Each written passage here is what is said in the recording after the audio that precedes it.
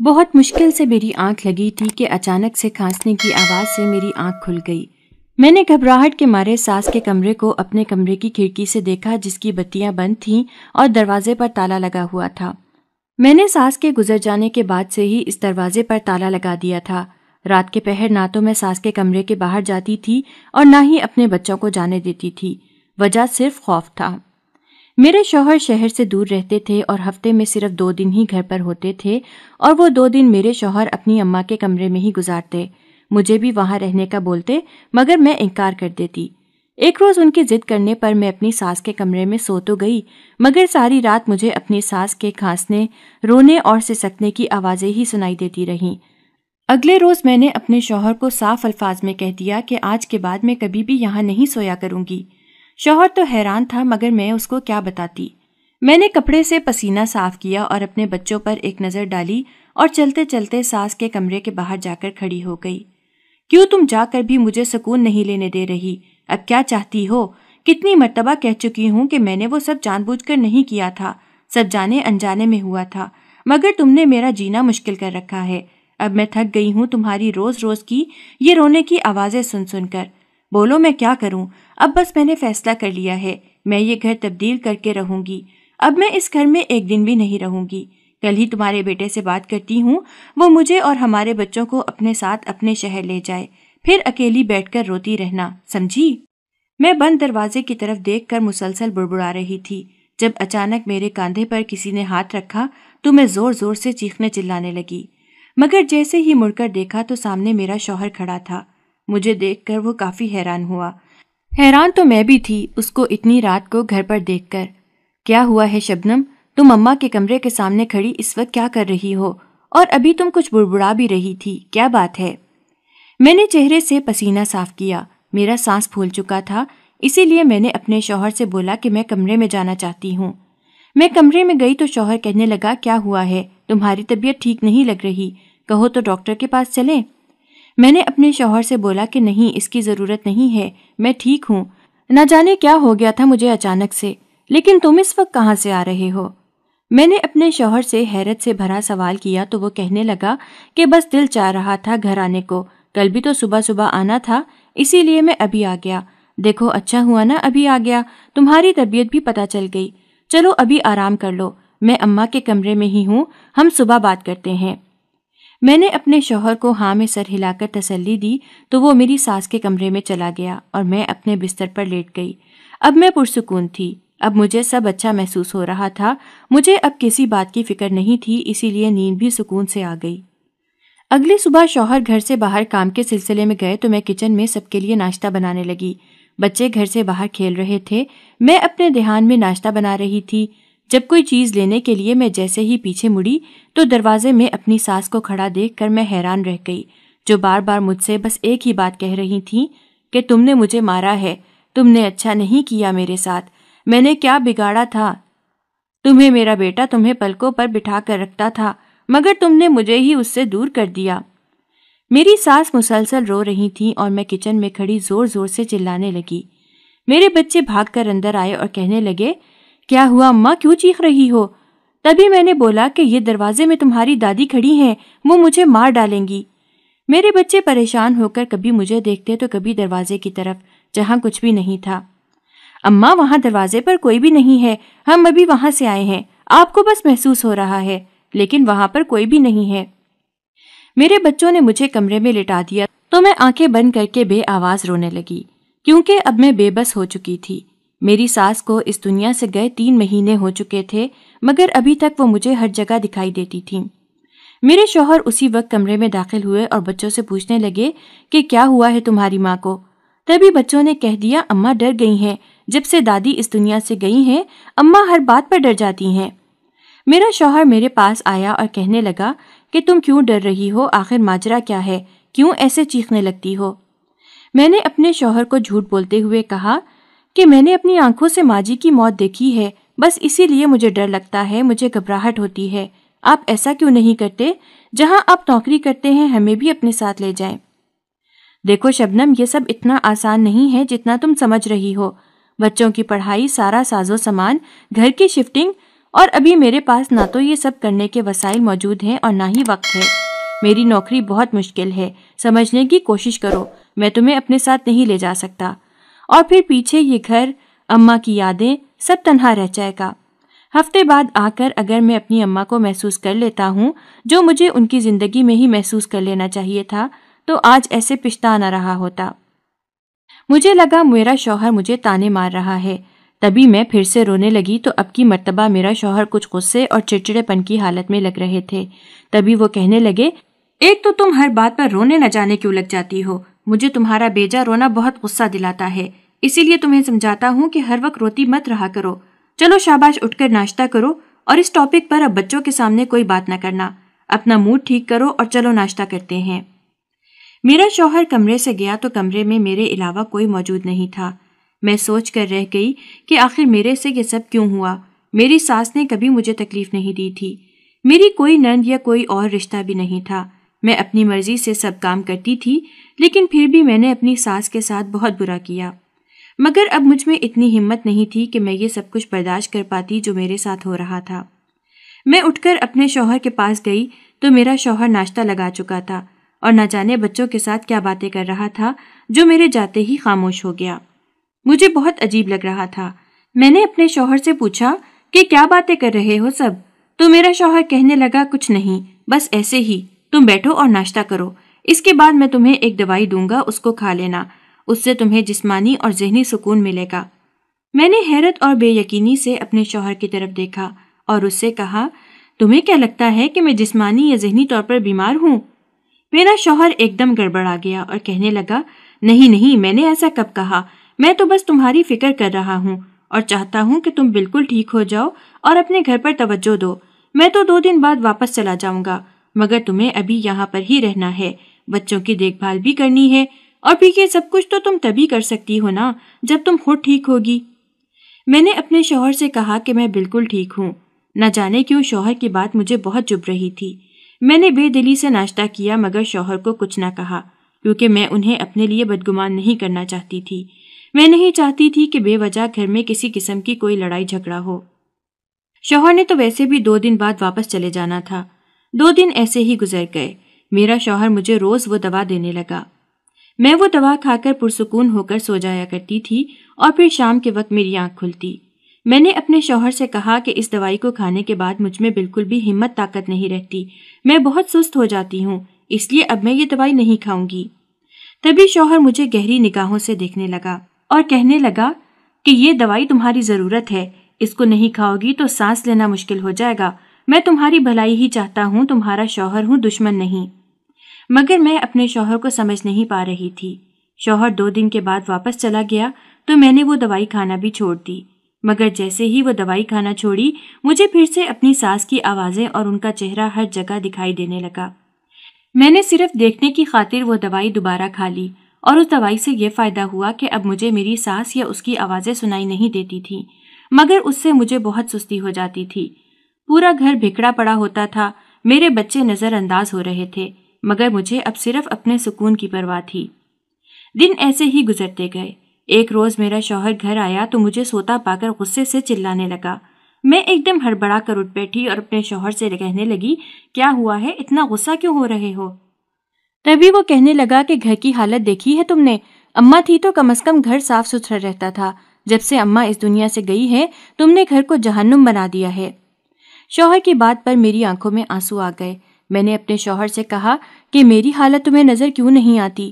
کیا میں اس قابل ہوں اس وقت کہ میں گھر کی دیکھ بھال کر سکوں؟ خود تو تم پورا ہفتہ ہمیں تنہا چھوڑ کر گھر سے باہر رہتے ہو، چھوٹے چھوٹے بچوں کی ذمہ داری میرے سر پر ہے، اس پر میری طبیعت بھی ناساز ہے۔ اب تم نے جو مجھے دوائی لا کر دی تھی اس سے مجھے سستی ہو جاتی ہے، تو اس میں میرا کیا قصور ہے؟ میں ٹھیک ہو جاؤں گی تو تمہیں تمہارا گھر پھر سے ٹھیک ملے گا، اور یہ بار بار اماں کے تانے مجھے مت دیا کرو، ان کے رہتے بھی میں ہی گھر کو سنبھالتی تھی۔ میرا شوہر غصے سے مجھے دیکھنے لگا اور خود صفائی کرنے لگا۔ میں سر پکڑ کر بیٹھ گئی کہ آخر میرے ساتھ ہو کیا رہا تھا؟ میرا شوہر آخر کیوں میرے ساتھ اتنا برا سلوک کر رہا ہے؟ میں نے کیا کیا تھا؟ میں سب کچھ بھول گئی تھی، اپنا ماضی، اپنی ساس سے کیا ہوا اپنا رویہ، یاد تھا تو بس اتنا کہ میں بیمار ہوں اور اسی لیے میں گھر نہیں سنبھال پا رہی۔ دن ایسے ہی گزرتے گئے۔ میری ساس کو اس دنیا سے گئے ہوئے سال ہو چکا تھا۔ میں نے اب شوہر کی لائی گئی دوائی کھانا چھوڑ دی تھی اور اب مجھے پھر سے میری ساس کی آوازیں سنائی دینا شروع ہو گئی تھیں، لیکن اب میں ان آوازوں کو نظر انداز کر دیتی۔ آج بھی رات کے وقت سب سو رہے تھے۔ میرا شوہر بھی گھر پر تھا اور اپنی اماں کے کمرے میں سو رہا تھا۔ باہر بہت تیز بارش ہو رہی تھی۔ سردیوں کی آمد تھی، اس لیے ہر جگہ خاموشی کا راج تھا۔ تیز بارش کی آواز ماحول کو مزید خوفناک بنا رہی تھی۔ تبھی اچانک سے اماں کے کمرے سے رونے کی آوازیں آنے لگیں۔ میں ایک دم گھبرا گئی کہ آخر ماجرا کیا ہے۔ اپنے بستر سے اٹھی اور ساس کے کمرے کے باہر جا کر کھڑی ہو گئی۔ میرا شوہر تو کمرے میں ہی تھا، پھر بھلا مجھے اس کمرے سے کیوں خوف محسوس ہوتا؟ اسی لیے میں نے ہمت پکڑی اور کمرے کے اندر داخل ہو گئی، جہاں میرا شوہر اپنی اماں کی تصویر پکڑے رو رہا تھا۔ میرا دل ایک دم ڈوب کے ابھرا تھا۔ میں خاموش قدموں کے ساتھ شوہر کے پاس گئی اور اس کے کندھے پر ہاتھ رکھا تو اس نے میرا ہاتھ جھٹکے سے پیچھے کر دیا۔ مجھے بہت دکھ محسوس ہوا، مگر میں خاموش رہی۔ میں اس کے پاس بیٹھ گئی اور کہا کہ جو اس دنیا میں آیا ہے اس نے اس دنیا سے جانا بھی ہے، اسی لیے ان کی مغفرت کی دعا کرو، ایسے رو کر انہیں بھی تکلیف پہنچا رہے ہو۔ میرا شوہر لال انگارہ آنکھوں سے مجھے دیکھنے لگا اور کہنے لگا، تمہیں اس بات سے کیا فرق پڑتا ہے کہ میری ماں کو تکلیف پہنچتی ہوگی؟ میں نے جھٹکے سے اپنے شوہر کی طرف دیکھا۔ اس کی آنکھوں میں نہ جانے کیا کچھ تھا۔ میں ایک دم گھبرا گئی، جیسے میری اصلیت سب کے سامنے آ جائے گی۔ میں نے اپنے شوہر سے کہا، کیوں نہیں ہوگی؟ آخر کو ان سے میرا بھی تو کوئی رشتہ تھا۔ تبھی میرا شوہر طنزیہ ہنسنے لگا اور کہنے لگا، تمہارے منہ سے ایسی باتیں اچھی نہیں لگتی۔ میں حیرت اور بے یقینی سے اپنے شوہر کی طرف دیکھ رہی تھی۔ بھلا اس بات کا کیا مطلب تھا؟ میں نے اپنے شوہر سے کہا کہ آخر تم کہنا کیا چاہتے ہو؟ میرا شوہر ایک دم خاموش ہو گیا اور کہنے لگا، کچھ نہیں، تم جاؤ یہاں سے، ابھی مجھے اکیلا رہنے دو۔ میں خاموشی سے وہاں سے آ گئی، مگر ساری رات میں سو نہ سکی۔ بس ایک ہی خوف تھا کہ کہیں میرے شوہر کو کچھ پتہ تو نہیں چل گیا، مگر اسے کیسے کچھ پتہ چل سکتا تھا؟ میں نے تو سارے ثبوت مٹا دیے تھے اور کوئی بھی ایسی بات یا ثبوت باقی نہیں رہا تھا جو میرے خلاف ہوتا۔ پھر بھلا میرے شوہر کو ہوا کیا تھا؟ وہ کیوں مجھ سے ایسے کھچا کھچا رہتا تھا؟ اور یہ بھی ابھی جا کر ایسے رویہ اختیار کر رہا تھا، ورنہ ساس کو مرے تو اب سال گزر چکا تھا، اور جس روز ساس کا انتقال ہوا تھا اس روز میرا شوہر بھی دوسرے شہر میں تھا۔ میں تو یہ بھی نہیں کہہ سکتی کہ میری ساس نے میرے شوہر کو کچھ بتایا ہوگا۔ اگلی صبح بہت عجیب سی تھی۔ میرے اٹھنے سے پہلے ہی میرا شوہر گھر سے جا چکا تھا۔ اس کا بیگ بھی گھر پر موجود نہیں تھا، جبکہ ابھی اس کی 2 چھٹیاں باقی تھیں۔ میں نے اپنے شوہر کو فون ملایا اور اس سے پوچھا کہ تم کہاں پر ہو؟ تبھی وہ کہنے لگا کہ ایک اہم کام کی وجہ سے مجھے واپس دفتر آنا پڑا ہے۔ میں نے اپنے شوہر سے کہا کہ ٹھیک ہے، مگر تم مجھے بتا کر بھی تو جا سکتے تھے۔ میرا شوہر کہنے لگا، اگر تم کہو تو میں سانس بھی تمہاری اجازت سے لوں۔ شوہر کی بات پر میری آنکھیں بھر آئیں۔ میں نے اپنے شوہر سے کہا کہ آخر تم ایسی باتیں کیوں کر رہے ہو؟ تبھی میرا شوہر کہنے لگا، تمہیں میری باتوں کی پرواہ ہوتی تو اور کیا چاہیے تھا؟ اس سے پہلے کہ میرا پارا ہائی ہو جائے اور میرے منہ سے کچھ الٹا سیدھا نکل جائے، بہتر یہی ہے کہ تم فون بند کر دو، اور ویسے بھی میں دفتر میں بیٹھا ہوں، میرے ساتھ یہاں پر بیٹھ کر بحث کرنے کا کوئی فائدہ نہیں، اور جھٹ سے فون بند کر دیا۔ مجھے اپنے شوہر پر بہت غصہ آیا تو میں نے بھی فون زور سے بند کر کے رکھ دیا اور اپنے بال نوچنے لگی۔ مجھے عجیب سی بے چینی ہو رہی تھی، دل گھبرانے لگا اور چڑچڑا پن آ گیا۔ تبھی میں نے جلدی سے اپنی دوائی تلاش کرنا شروع کر دی۔ میں نے اپنی دوائی پکڑی اور منہ میں ڈال لی، تبھی جا کر مجھے کچھ سکون آیا۔ مہینے ایسے ہی گزرتے گئے، میں دن بدن بیمار ہوتی گئی۔ ایک روز میرا شوہر گھر پر ہی تھا، مگر مجھ پر کوئی توجہ نہیں دے رہا تھا، ہر وقت فون پر لگا رہتا اور دوسری عورتوں سے باتیں کرتا رہتا۔ ایک روز میرے پاس آیا اور آ کر کہنے لگا کہ اب تو تم بیمار رہنے لگی ہو، اسی لیے میں چاہتا ہوں کہ میں دوسری شادی کر لوں۔ یہ الفاظ سن کر میرے رونگٹے کھڑے ہو گئے۔ میں نے اپنے شوہر سے کہا کہ یہ ظلم مجھ پر مت کرو، میں کون سا ساری عمر کے لیے بیمار ہوئی ہوں؟ تبھی میرا شوہر کہنے لگا کہ تم اب ساری عمر کے لیے ہی بیمار ہوئی ہو، بہرحال میں تمہیں بتا چکا ہوں، اگر تمہیں میرے ساتھ رہنا ہے تو میں دوسری شادی کر کے اپنی بیوی کو یہاں ہی لے کر آؤں گا۔ اگر تم نہیں رہنا چاہتی تو یہاں سے جا سکتی ہو، بچے میرے پاس ہی رہیں گے، وہ تمہارے ساتھ کہیں نہیں جائیں گے۔ میں نے اپنے شوہر سے کہا کہ میں کہاں جاؤں گی، میرا تمہارے علاوہ کون ہے بھلا یہاں پر؟ میرے شوہر نے میری ایک نہ سنی۔ میں دن رات روتی رہتی، مجھے میرے کیے کی سزا مل رہی تھی۔ میں اتنا تو جان ہی گئی تھی کہ زندگی نے ایسا پلٹا کھایا تھا کہ میں منہ کے بل گر گئی تھی اور میرے شوہر کو میری کوئی پرواہ نہیں تھی۔ وہ لاپرواہ ہوا پھر رہا تھا، یہ سوچے سمجھے بغیر کہ اس کے اس رویے سے میرے دل و دماغ پر کیا گزر رہی ہے۔ میرا شوہر بہت خود غرض ہو گیا تھا، میں ہر وقت اس کے سامنے روتی رہتی، گڑ گڑاتی رہتی، مگر اسے میری کسی بات پر کوئی فرق نہیں پڑتا تھا۔ وہ تو جیسے بے حس ہو کر بیٹھ گیا تھا، اور جب میں اس سے پوچھتی کہ تمہیں میرے رونے سے کوئی فرق نہیں پڑتا، تو وہ بھی ایک ہی بات کہتا کہ تمہیں بھی تو کسی سے کوئی فرق نہیں پڑتا تھا، پھر بھلا مجھے کیوں فرق پڑنے لگا؟ سردیاں آ چکی تھیں، آج بہت دنوں کے بعد ہلکی ہلکی دھوپ نکلی تھی۔ مجھے یہ تازہ دھوپ سکون دے رہی تھی، اسی لیے میں کچھ دیر کے لیے چھت پر جا کر دھوپ میں بیٹھ گئی۔ میری پڑوسن جو اپنی چھت پر بیٹھی تھی، ابھی میں اس سے سلام دعا کرنے ہی لگی تھی جب اس نے اپنی ساتھ بیٹھی اپنی دیورانی کو کہا کہ اس عورت نے اپنی ساس کو مار ڈالا ہے، اس کو غلط دوائیاں دے کر۔ اچھی بھلی تھی، جب بھی وہ بیچاری کھانستی تھی یہ اس کو برا بھلا کہتی اور اس کو باتیں سناتی تھی۔ اس کے چیخنے کی آوازیں ہمارے گھر تک آیا کرتی تھیں، اور پھر ایک روز وہ بیچاری کھانستی کھانستی اس دنیا سے ہی چلی گئی۔ میں نے جب ان عورتوں کی بات سنی تو میرے رونگٹے کھڑے ہو گئے۔ میں نے جھٹکے سے ان کی طرف دیکھا تو وہ مجھ سے نظریں چرانے لگی۔ میں نے اپنے کانوں پر زور سے ہاتھ رکھ لیا، مجھ سے حقیقت شاید برداشت نہیں ہو رہی تھی۔ میرے لیے یہ بہت بڑی بات تھی، میں جس چیز سے بھاگ رہی تھی وہی میرے سامنے آیا۔ مجھے تو لگتا تھا کہ شاید کسی کو کچھ نہیں پتا چلے گا، مگر یہاں تو شاید سبھی جانتے تھے، اور پھر میرے شوہر کا بدلتا رویہ بھی مجھے بہت کچھ سوچنے پر مجبور کر رہا تھا، جیسے وہ بھی سب حقیقت جانتا ہے اور جان بوجھ کر مجھے اسی راہ پر لے کر آ رہا ہے جہاں پر میں اس کی ماں کو لے کر آئی تھی۔ میں نے اپنی پڑوسن سے کہا کہ آپ کچھ بھی کہہ سکتی ہیں، مگر آپ میرے بارے میں تو نہیں جانتی، پھر آپ کیسے مجھ پر یہ الزام لگا سکتی ہیں؟ میں اس پڑوسن پر ٹوٹ پڑی تھی۔ تبھی وہ کہنے لگی، شبنم بہن، برا مت منانا، مگر پورا محلہ جانتا ہے کہ تمہارا تمہاری ساس سے کیسا سلوک تھا، اور پھر آخر کو تم نے اس کو مار ہی ڈالا۔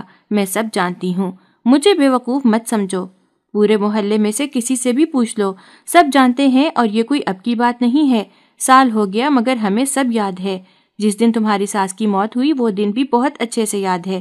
تم نے اس کی پرواہ کی ہوتی تو وہ اتنی بے دردی سے نہ مرتی۔ تم نے بوڑھا سمجھ کر کبھی اس کو کھانا دینا، کبھی نہ دینا، اس کے لیے تو آسانیاں ہی ہو گئی تھیں، مگر تم اب دیکھو مکافات عمل ایسے ہی ہوتا ہے۔ میں آنکھیں پھاڑے اس پڑوسن کی طرف دیکھ رہی تھی، مجھ سے برداشت نہ ہوا تو میں نیچے آ گئی۔ ہر طرف پڑوسن کی باتیں گونج رہی تھیں، میں روتی ہوئی ادھر ادھر دیکھ رہی تھی، جہاں پر کہیں ساس دکھائی دیتی، کہیں میرا شوہر مجھ پر ہنستا ہوا دکھائی دیتا، کہیں پڑوسن ہنستی ہوئی دکھائی دیتی تھی۔ میں وہاں پر ہی گھٹنوں کے بل بیٹھ کر چیخنے چلانے لگی۔ مجھے کچھ سمجھ نہیں آ رہا تھا کہ میرے ساتھ کیا ہو رہا ہے یا میں کیا کر رہی ہوں۔ میرے لیے سب کچھ بہت تکلیف دہ تھا، میں دماغی مریضہ بنتی جا رہی تھی۔ تبھی میں نے نظریں اٹھائیں تو سامنے میری ساس کھڑی مجھ پر ہنس رہی تھیں اور کہنے لگی، دیکھ رہی ہو اپنا انجام، تم نے جو میرے ساتھ کیا آج تمہارے ساتھ بھی وہی ہو رہا ہے۔ ابھی تو تمہارے بیٹے بڑے ہونے ہیں، پھر دیکھو تمہاری بہو تمہارے ساتھ کیا کرتی ہے، وہی ہوگا جو تم نے میرے ساتھ کیا۔ میری آنکھوں سے مسلسل آنسو بہہ رہے تھے۔ میں اپنا ماضی یاد کرنے لگی جس میں میری ساس بہت بیمار تھی۔ میری جس وقت شادی ہوئی میرے شوہر نے پہلی ہی رات مجھے صاف الفاظ میں کہہ دیا تھا کہ اس نے مجھ سے شادی اپنی ماں کی وجہ سے کی تھی۔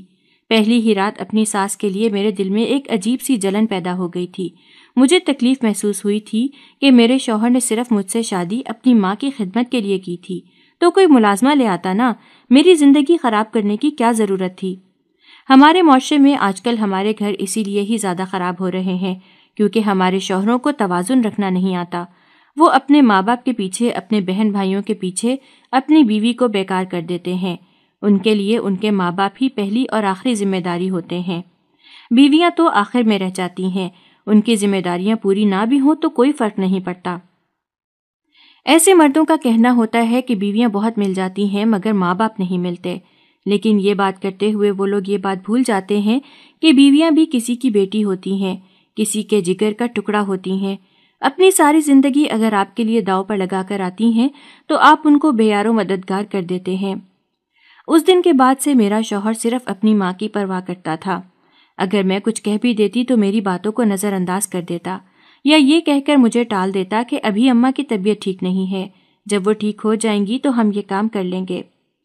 بہت سی خواہشات، بہت سی ایسی باتیں جو میرے دل میں ہی رہ گئی ہوں، صرف میرے شوہر کی ماں کی وجہ سے، ان کی خدمت کرنے کی وجہ سے میں کہیں آ جا نہیں سکتی تھی۔ کیونکہ مجھے ہمیشہ اس بات کا خیال رکھنا پڑتا تھا کہ میرے جانے کے بعد میرے شوہر کی ماں کو کون سنبھالے گا۔ میرا شوہر ہفتے میں صرف 2 دن ہی گھر پر آتا تھا اور وہ بھی زیادہ وقت اپنی ماں کے ساتھ ہی گزارتا تھا۔ اکثر اوقات تو اپنی اماں کے ساتھ ہی رات میں سو بھی جاتا تھا۔ شادی کے پہلے 3 سال مجھے اولاد نہ ہوئی۔ میں ہر وقت پریشان رہتی تھی اور جب اپنے شوہر سے اس بات کا ذکر کرتی تو وہ یہ کہہ کر ٹال دیتا کہ اچھی بات ہے اگر ابھی اولاد نہیں ہو رہی، اگر اولاد ہو گئی تو تمہارا سارا دھیان اولاد کی طرف چلا جائے گا اور ماں کو کون سنبھالے گا۔ اس کی اتنی خود غرضی دیکھ کر میں اکثر رو دیتی اور اپنے اس وقت کو یاد کرتی جس وقت میں نے اس رشتے کے لیے ہاں کی تھی۔ میں اپنے ماں باپ کو کوستی رہتی کہ انہوں نے میری شادی کہاں پر کر دی، مگر اس سے بھی کیا ہو جاتا، یہ تو ساری زندگی کا معاملہ تھا اور ساری زندگی مجھے پتا تھا کہ ہم نے ایسی ہی گزارنی ہے۔ میں نے شادی کے 3 سال بعد صبر شکر کر ہی لیا تھا، مگر میں نے شوہر کے جاتے ہی اس کی ماں سے اس بات کا بدلہ لینا شروع کر دیا۔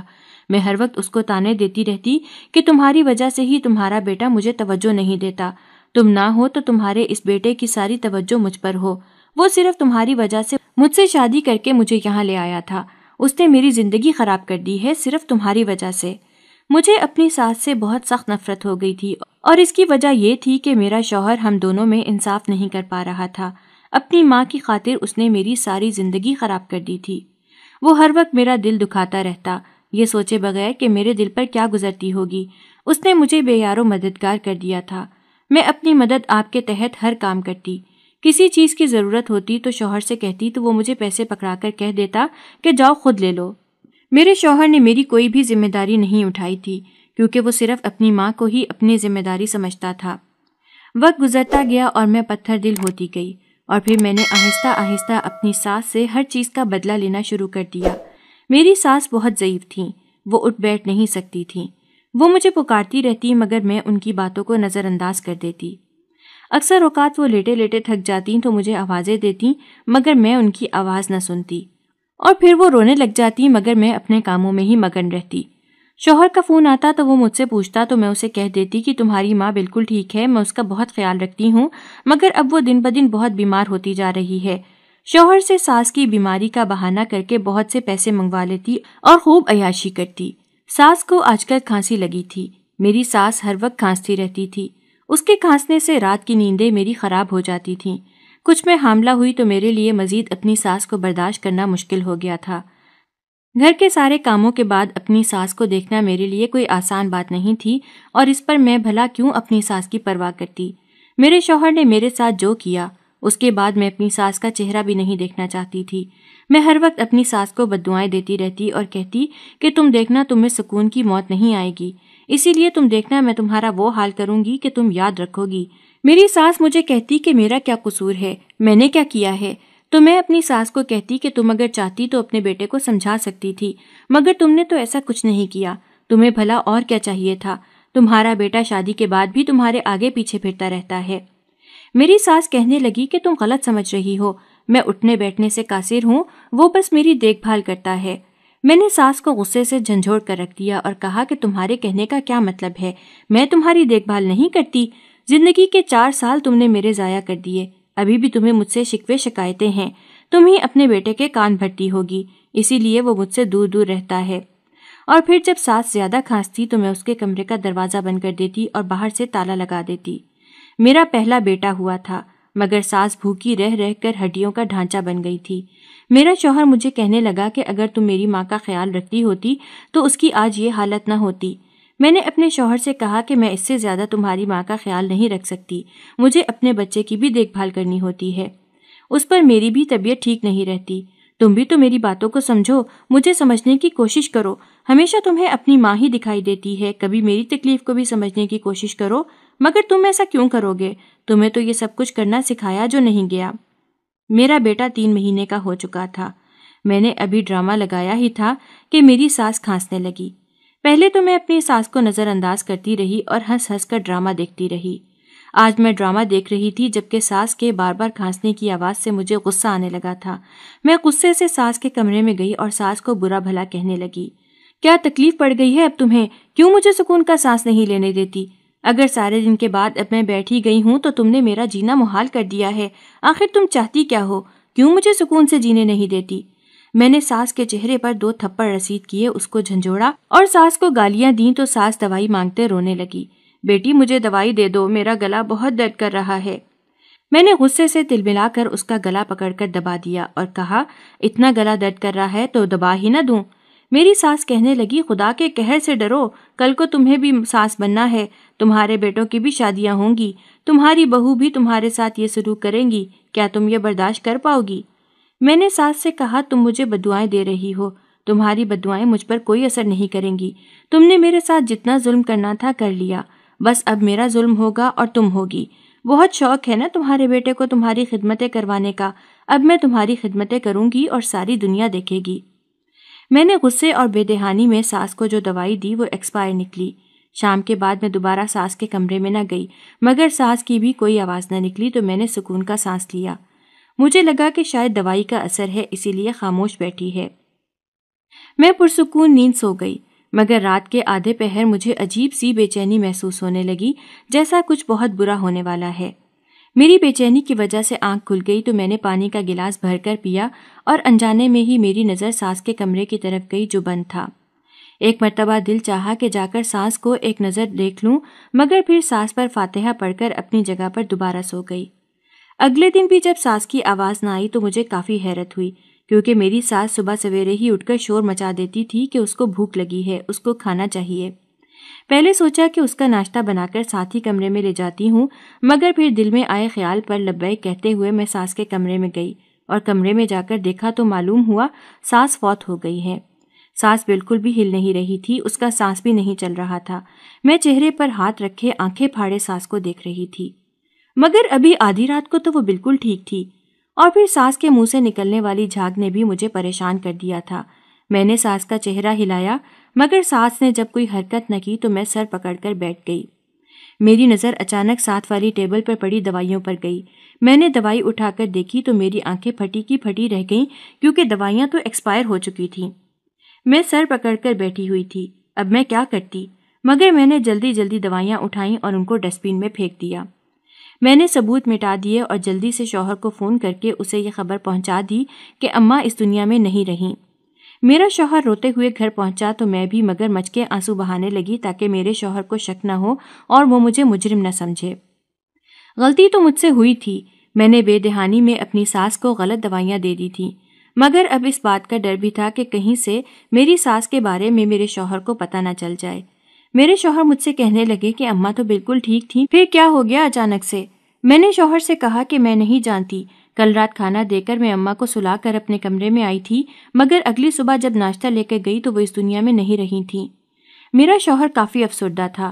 میں نے سوچا کہ کیوں نہ اس کی دلجوئی کی جائے تاکہ وہ میرے قریب ہو جائے اور اب شاید شادی کے اتنے سالوں بعد مجھے اپنا شوہر مل جائے۔ اب میں نے اپنے شوہر کا خیال رکھنا شروع کر دیا تھا، اس سے ہر وقت اپنی ساس کی باتیں کرتی رہتی، وہ بھی مسکرا کر میری باتیں سنتا رہتا تھا۔ میں اس بات سے خوش تھی کہ کم از کم میرا شوہر مجھے وقت تو دیتا ہے، چاہے پھر اپنی ماں کی باتیں سننے کے لیے ہی صحیح۔ کچھ دن بعد سب نارمل ہو گیا، شوہر واپس کام پر چلا گیا۔ گھر پر اب صرف میں اور میرے بچے تھے۔ شوہر ہر ہفتے مجھے پیسے دے دیتا اور ہفتے کے ہفتے وہ گھر پر بھی چکر لگا لیتا۔ میری تو زندگی ہی بدل گئی تھی، میں خوش رہنے لگی تھی، مگر میری یہ خوشی چند پل کی ہی تھی۔ میری ساس کو مرے 3 ہفتے ہو چکے تھے، پر مجھے بار بار ساس کے کمرے سے کھانسنے کی آواز آتی۔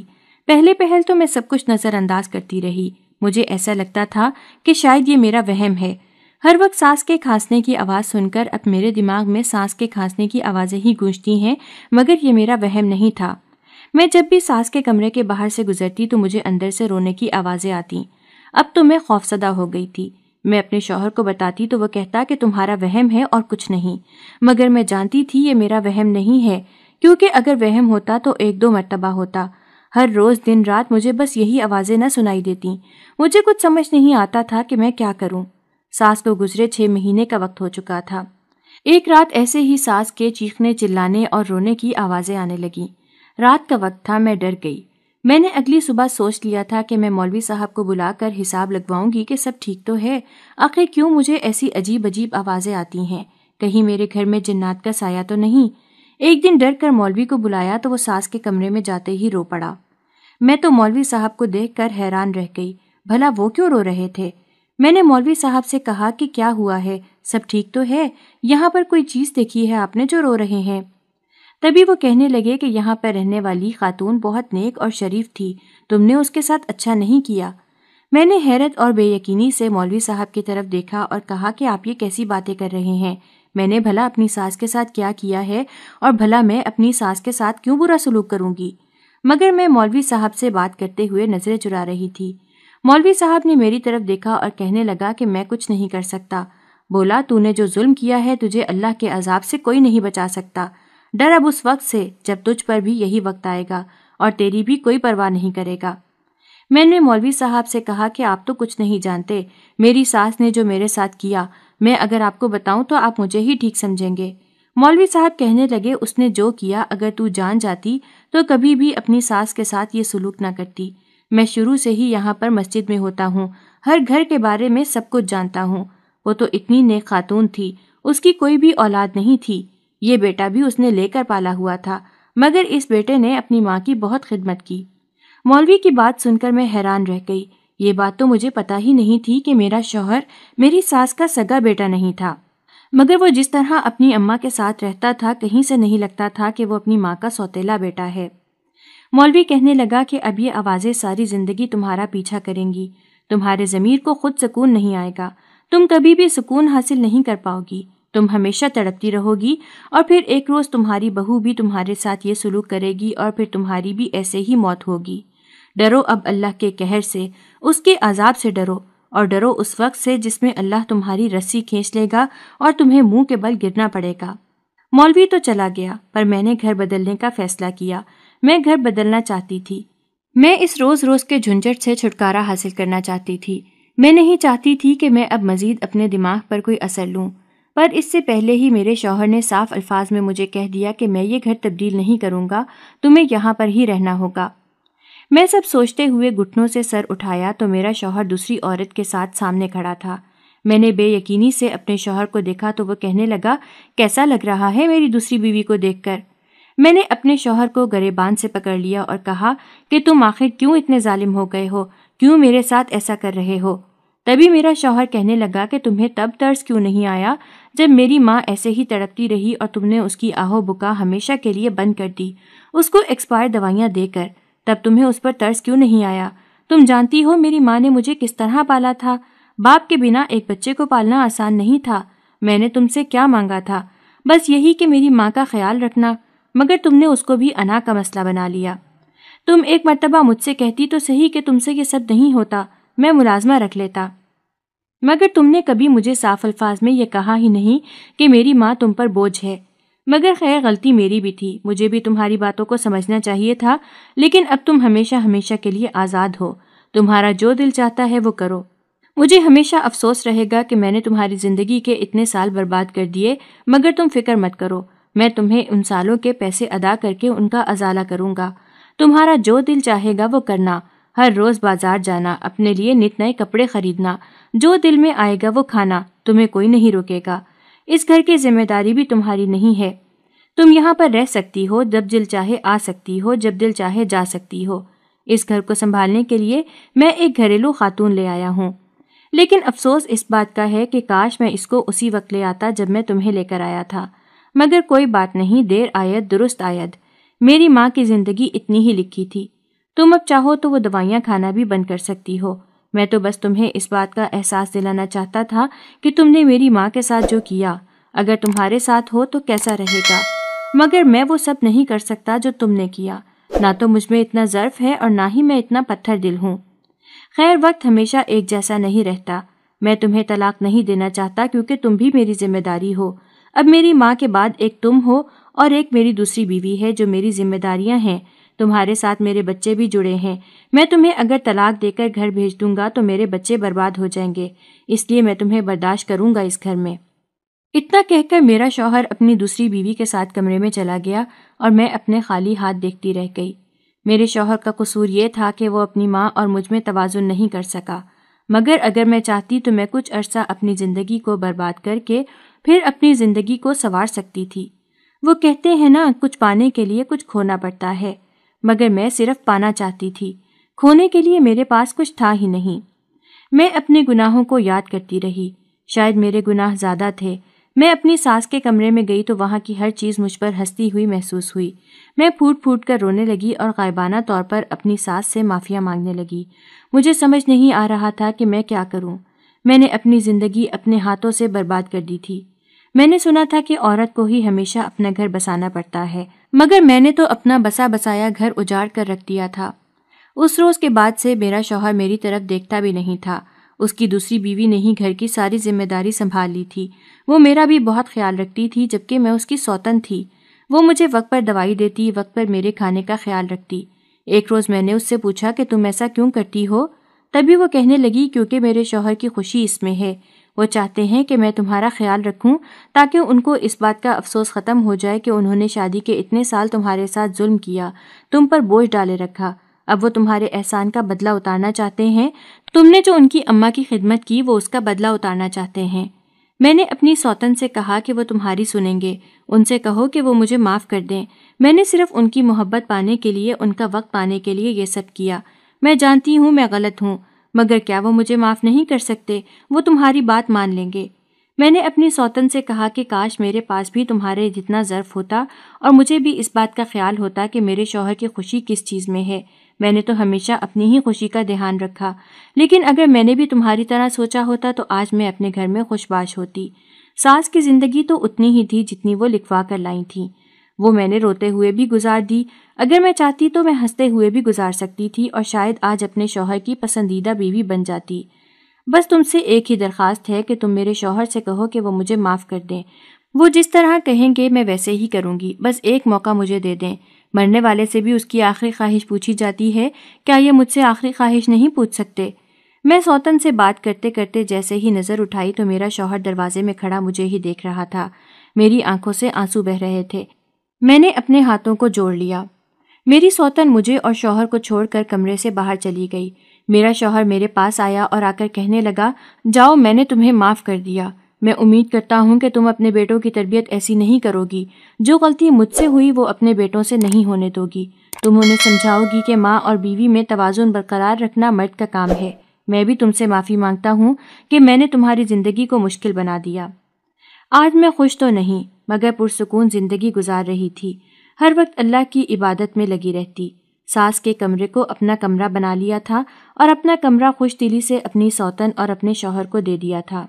ایسا کر کے مجھے حقیقتاً بہت سکون ملا تھا۔